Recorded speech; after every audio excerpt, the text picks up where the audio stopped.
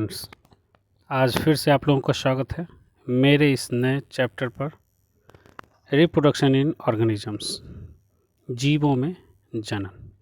तो आइए चलते हैं, हम लोग देखते हैं और समझते हैं। ठीक है दोस्तों, चलिए। रिप्रोडक्शन इन ऑर्गेनिज्म, जीवों में जनन। इसमें सबसे पहली जो टॉपिक आती है वो है जीवन अवधि, life span. What is life span, जीवन अवधि क्या है? तो हम लोग ऐसे भी कह सकते हैं, the period from birth to the natural death of an organism. जीव के जन्म से उसकी प्राकृतिक मृत्यु तक का जो समय होता है, तक का जो काल होता है, उसे ही हम लोग जीवन अवधि कहते हैं, लाइफ स्पेन कहते हैं। ठीक है दोस्तों, तो हम लोग लाइफ स्पेन कुछ जीवों का हम लोग देख लेते हैं। जैसा कि आप लोग देख रहे होंगे, एलिफेंट का जो लाइफ स्पेन होता है 60 to 90 ईयर्स होता है। रोज का 5 से 7 वर्ष होता है और डॉग का 20 से 30 वर्ष होता है। बटरफ्लाई का 1 से 2 वीक्स होता है। क्रॉ का 15 साल होता है। बनाना ट्री की बात अगर किया जाए तो उसका लाइफ स्पेन 25 ईयर्स का होता है। काऊ का 20 से 25 वर्ष। पैरोट का सबसे ज़्यादा लगभग 140 वर्ष। क्रोकोडाइल का 60 वर्ष। उसके बाद हॉर्स का 60 ईयर्स। फ्रूट फ्लाई का 1 मंथ। राइस प्लांट का 3 to 4 मंथ। टॉर्टॉइज का 100 से 150 वर्ष। बनियान ट्री का, जिसको हम लोग हिंदी में बरगद का पेड़ कहते हैं, 300 से 500 वर्ष तक। इसमें हम लोग आगे देखेंगे, when of spring is produced by, जब संतति की उत्पत्ति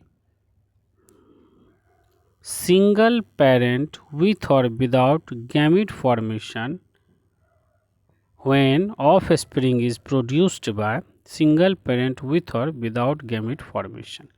कहने का मतलब, जब संतति की उत्पत्ति एकल जनक युग्मक निर्माण अथवा नहीं। कहने का मतलब ये हुआ कि इसमें सिर्फ और सिर्फ सिंगल पेरेंट ही होते हैं, या तो इसमें गैमीट का फॉर्मेशन हो अथवा नहीं हो, तो उसे हम लोग एसेक्सुअल रिप्रोडक्शन कहते हैं। ठीक इसी प्रकार से जब संतति की उत्पत्ति 2 जनक नर और मादा युग्मक भाग लेते हैं। कहने का मतलब हुआ, when of spring is produced by involvement of 2 parents, fusion of male and female gametes. कहने का मतलब हुआ, एक मेल गैमेट और एक फीमेल गैमेट जब रहेंगे, मीन्स दोनों का फ्यूजन होगा, तब उसको हम लोग कहेंगे सेक्सुअल रिप्रोडक्शन। इस तरह से हम कह सकते हैं, रिप्रोडक्शन के 2 भाग होते हैं, एक एसेक्सुअल रिप्रोडक्शन और दूसरा सेक्सुअल रिप्रोडक्शन होता है। तो आइए चलते हैं, हम लोग देखते हैं एसेक्सुअल रिप्रोडक्शन। एसेक्सुअल रिप्रोडक्शन को हिंदी में हम लोग अलैंगिक जनन कहते हैं। तो एसेक्सुअल रिप्रोडक्शन में सबसे पहले हम लोग देखेंगे क्लोन को। क्लोन होता क्या है? हम लोग उसको कह सकते हैं morphologically and genetically similar individuals. कहने का मतलब है, मॉर्फोलॉजिकल आकारकीय मीन्स सामने से जो दिख रहा है, और उसका आनुवांशिक रूप मीन्स जेनेटिकली जो रूप होता है, आनुवंशिकी की जो रूप है, वो एक समान हो, तो वैसे जीव को हम लोग क्लोन कहते हैं।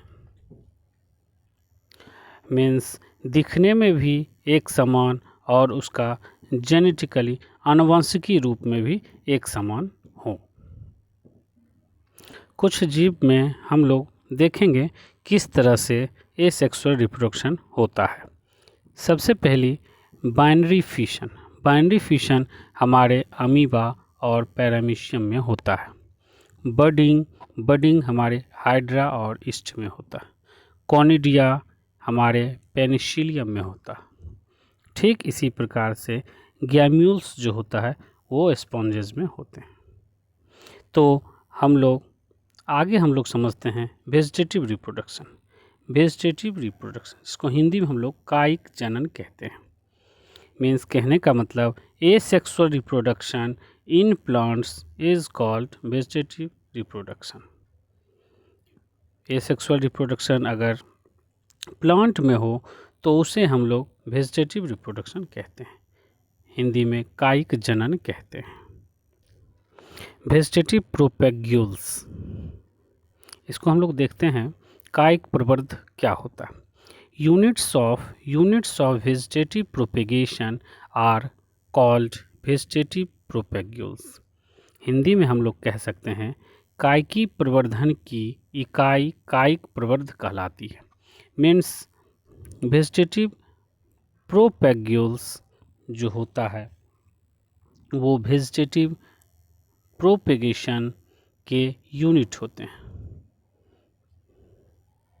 एग्जाम्पल के तौर पे हम लोग समझते हैं रनर, राइजोम, शकर, ट्यूबर, ऑफसेट और बल्ब। इसमें एक बात आती है कि टेरर ऑफ बंगाल किसे कहते हैं, मीन्स बंगाल का आतंक किसे कहते हैं। वाटर हाइसिंथ को दोस्तों, जिसको हिंदी में जलकुंभ भी कहते हैं। यानी बंगाल का आतंक terror of Bengal water hyacinth को कहा जाता है। तो हम लोग आते हैं रिप्रोडक्शन के दूसरे भाग पर, सेक्सुअल रिप्रोडक्शन। सेक्सुअल रिप्रोडक्शन को हिंदी में हम लोग लैंगिक जनन कहते हैं। इसमें हम लोग समझेंगे जुवेनाइल फेज क्या होता है, हिंदी में प्रावस्था होता है। प्रावस्था, all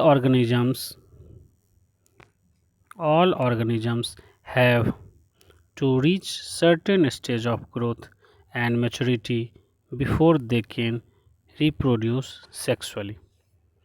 That period of growth is called juvenile phase. सभी जीव अपने जीवन में वृद्धि की एक निश्चित अवस्था एवं परिपक्वता तक पहुँचते हैं। इसके पश्चात ही लैंगिक जनन कर सकते हैं। कहने का मतलब वैसा स्टेज हम लोग कह सकते हैं जिसमें वो मैच्योरिटी को गेन करता है और अपने आप को, मीन्स कहने का मतलब रिप्रोडक्शन कर सकता है। तो वैसे स्टेज को हम लोग जुवेनाइल फेज कहते हैं। अगर यही स्टेज अगर प्लांट्स में हो तो उसे हम लोग वेजिटेटिव फेज कहते हैं। ठीक है दोस्तों, हम लोग देखेंगे कि वेजिटेटिव फेज और के कुछ एग्जांपल्स। बम्बू जिसको हम लोग हिंदी में बांस कहते हैं, उसमें क्या होता है कि plants flower once in life generally after 50 to 100 years. यानी इसमें पूरे लाइफ साइकिल में जो फ्लावर्स आते हैं बम्बू के प्लांट्स में वो 50 से 100 साल में आते हैं। ठीक है दोस्तों, इसी तरह से स्ट्रोविलेंथस कुंथियाना जिसको हम लोग नीला कुरंजी भी कहते हैं, इसमें flowers once in 12 years means 12 साल में एक बार। पिछले बार ये लगभग सितंबर और अक्टूबर के बीच 2006 में आया था। इसमें फूल सितंबर और अक्टूबर 2006 में आया था, जिसमें केरला, तमिलनाडु और कर्नाटका में खिला था। उसके बाद हम लोग आते हैं, एक होता है ऑस्ट्रस साइकिल, जिसको शॉर्ट में ओसी कहते हैं, और एक होता है मेंस्ट्रुअल साइकिल, जिसको हम लोग शॉर्ट में एमसी कहते हैं। ठीक है दोस्तों, इससे हम लोग भली भांति समझते होंगे। इसमें थोड़ा सा परेशानी हो सकती है, तो हम लोग देखते हैं। ऑस्ट्रस साइकिल जो होता है इन नॉन प्राइमेट मैमल्स, जैसे काउज, सीप, रैट्स, डियर्स, डॉग्स, टाइगर, और प्राइमेट्स में जो होते हैं मंकी, एप्स और ह्यूमंस में मेंस्ट्रुअल साइकिल होते हैं, एमसी होते हैं। अब हम लोग देखेंगे कि इवेंट्स इन सेक्सुअल रिप्रोडक्शन, लैंगिक जनन की कुछ घटनाएं हम लोग देखेंगे। क्या क्या होता है सेक्सुअल रिप्रोडक्शन में, कौन कौन सी घटनाएं होती हैं, कहने का मतलब कौन कौन से स्टेज होते हैं। तो देखते हैं हम लोग, इसमें प्री फर्टिलाइजेशन स्टेज होता है, उसके बाद फर्टिलाइजेशन होता है, उसके बाद पोस्ट फर्टिलाइजेशन होते हैं। जिसमें प्री फर्टिलाइजेशन में हम लोग जानेंगे, हिंदी में उसको हम लोग कहते हैं निषेचन पूर्व, और फर्टिलाइजेशन को हिंदी में निषेचन कहते हैं, और पोस्ट फर्टिलाइजेशन को हिंदी में निषेचन पश्चात कहते हैं, मीन्स निषेचन के बाद। तो प्री फर्टिलाइजेशन में हम लोग समझेंगे गैमीटोजेनेसिस। गैमीटोजेनेसिस मीन्स गैमीट, हमारे बायोलॉजी में जेनेसिस का मतलब होता है बनना। कोई जब नया चीज़ बनता है तो उसे हम लोग जेनेसिस कहते हैं। कहने का मतलब गैमीटोजेनेसिस जब लिखा रहे तो हम लोग समझेंगे गैमीट का बनना होता है, युग्मक जनन। उसके बाद होता है गैमीट ट्रांसफ़र। अब युग्मक बन तो गया, अब उसका ट्रांसफ़र मीन्स स्थानांतरण कैसे होगा उसको हम लोग जानेंगे। उसके बाद दूसरा इवेंट्स आता है फर्टिलाइजेशन, जिसको हम लोग निषेचन कहते हैं। निषेचन में हम लोग देखेंगे फ्यूजन ऑफ गैमिट्स, मीन्स जो मेल गैमिट होंगे और जो फीमेल गैमिट होंगे, उस दोनों का जो फ्यूजन होगा उसी को हम लोग फर्टिलाइजेशन के स्टेज में देखेंगे। ये मीन्स युग्मक का युग्मन। उसके बाद पोस्ट फर्टिलाइजेशन, निषेचन के पश्चात। निषेचन के बाद क्या होता है, उसके बाद निषेचन के बाद जाइगोट का फॉर्मेशन होता है, मीन्स युग्मनज निर्माण होता है। उसके बाद एम्ब्रियोजेनेसिस होता है, कहने का मतलब भ्रूण का बनना, भ्रूणोद्भव। जैसे एम्ब्रियो, फिर इसमें लिखा हो एम्ब्रियोजेनेसिस, मीन्स जेनेसिस मीन्स बनना, एम्ब्रियो का बनना, जिसको हिंदी में भ्रूणोद्भव कहते हैं। ठीक है दोस्तों, ठीक है दोस्तों। तो आपको अगर वीडियो पसंद आया हो तो प्लीज़ मेरे इस चैनल को सब्सक्राइब करें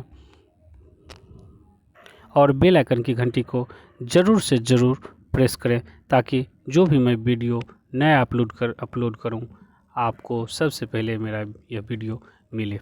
धन्यवाद।